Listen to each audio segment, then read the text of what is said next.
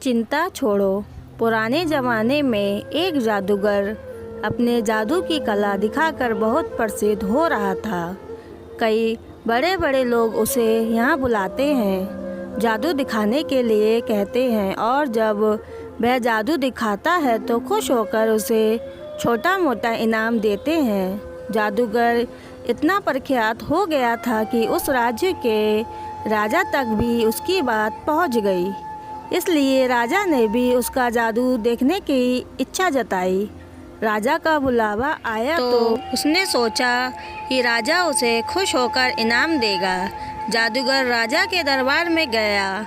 उसने सोचा नहीं था कि वह क्या जादू दिखाएगा। उसे यह पता चला कि छोटी मोटी चीज़ें घटने वाले जादू से राजा को वह खुश नहीं कर सकता, उसे कुछ बड़ा करना पड़े। जब उसने महल में पहली बार देखा तो राजा के मुकुट पर सबसे पहले उसकी नज़र पड़ी और उसने मन बना लिया कि राजा के मुकुट को गिरा कर रहेगा। जादूगर ने अपना जादू शुरू किया और जैसा कि उसने सोचा था कि राजा का मुकुट गिर जाएगा, राजा का मुकुट गिरते ही सदन में बैठे सभी लोग राजा पर हंसने लगे। राजा को लगा कि जादूगर ने उसका अपमान करने के लिए ऐसा किया है। राजा सभी की हंसी को अपना अपमान समझ बैठे हैं और राजा ने तुरंत उस जादूगर को पकड़कर काल कोठरी में निवेश का हुक्म दिया और साथ में ये भी कहा कि उसे 7 दिन बाद फांसी की सजा दी जाएगी। जादूगर ने ऐसा नहीं सोचा था जो हो गया। फिर भी जादूगर इतना परेशान और दुखी नहीं दिख रहा था जितना उसे होना चाहिए था। जादूगर की पत्नी को जब इस बात की खबर लगी तो वह दौड़ी दौड़ी जादूगर को मिलने के लिए काल कोठरी में आई। वह अपने पति को इस तरह से मुसीबत में फंसे देखकर रोए जा रही थी। जादूगर ने उसे समझाया कि चिंता मत करो और खुश रहो। पत्नी को लगा कि मौत की सज़ा सुनकर जादूगर को सदमा लगा होगा, इसलिए ऐसी बहकी बातें कर रहा है। पत्नी बोली, आप ऐसे समय में भी कैसे खुश रहने की बात कर सकते हो? जादूगर पत्नी से बोला, अभी से क्यों दुखी होना, अभी मेरे पास 7 दिन बचे हैं, बाद में देखेंगे जो होगा। जादूगर की पत्नी रोज़ उसे मिलने आती और जादूगर उसे खुश रहने के लिए कहता और कहता कि अभी इतने दिन बचे हैं। आखिरकार वह दिन आ गया जिस दिन जादूगर को फांसी की सज़ा देनी थी। राजा भी उस दिन अपने घोड़े पर सवार होकर जादूगर को देखने के लिए आया था। राजा को घोड़े पर देखकर जादूगर के दिमाग में एक आइडिया आया। वह राजा को देखते ही उदास होने का नाटक करने लगा और रोने लगा। राजा ने उसे कहा कि क्यों, उस दिन तो मेरी बेइज्जती करके हंस रहे थे और लोगों को भी हंसा रहे थे, आज क्यों रो रहे हो?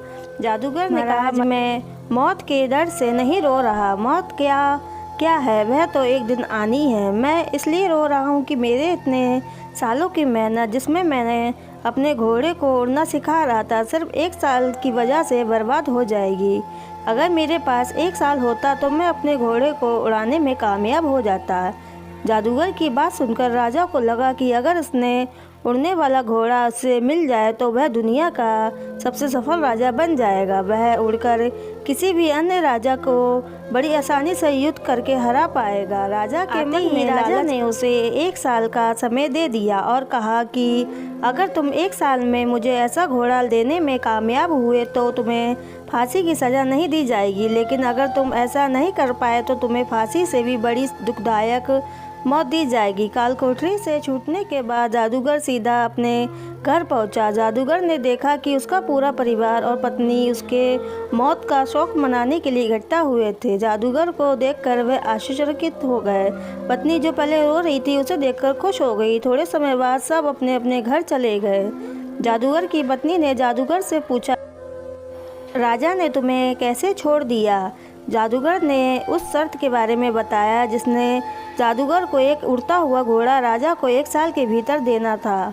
शर्त को सुनकर जादूगर की पत्नी फिर गुस्सा हो गई और बोली, तुम कैसी अजीब शर्त मानकर आ गए? क्या तुम नहीं जानते ऐसा घोड़ा कभी संभव नहीं है? जादूगर बोला, मुझे पता है उड़ने वाला घोड़ा मैं कभी नहीं राजा को दे पाऊँगा, लेकिन मुझे जो 1 वर्ष का समय मिला है मैं उसे खुशी खुशी तो जी पाऊँगा। अब तुम भी चिंता छोड़ो और खुश रहो। 6 महीने ही बीते थे कि राजा और उसका घोड़ा दोनों ही मर चुके थे। राजा ही नहीं रहा तो जादूगर को दी गई मोहलत 1 वर्ष की थी, अब जीवन भर के लिए हो गई। जादूगर की कहानी हमें ये सिखाती है कि वर्तमान में जीना बुद्धिमानी का काम है। आपके पास अभी जितना समय है उसे खुशी खुशी जियो, उसका आनंद लो। कल क्या होगा उसकी चिंता मत करो। हम जो सोचते हैं भविष्य उससे बहुत अलग होता है, इसलिए हमें जो वर्तमान का मूल्यवान समय मिला है उसे भविष्य की चिंता करके वेस्ट करने का कोई मतलब नहीं है। अगर ये स्टोरी आपको पसंद आई है तो चैनल को सब्सक्राइब, वीडियो को लाइक करना ना भूलें। पूरी कहानी सुनने के लिए आपका बहुत बहुत धन्यवाद।